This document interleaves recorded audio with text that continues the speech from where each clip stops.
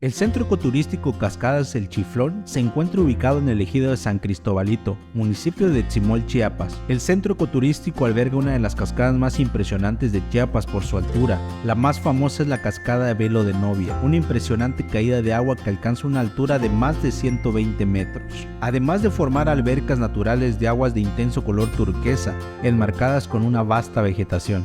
Te maravillarás con la exuberante vegetación y la diversidad de la flora y la fauna que lo rodea, en un recorrido de 1268 metros. Es el destino ideal para los amantes de la aventura, la relajación y la exploración de entornos naturales impresionantes.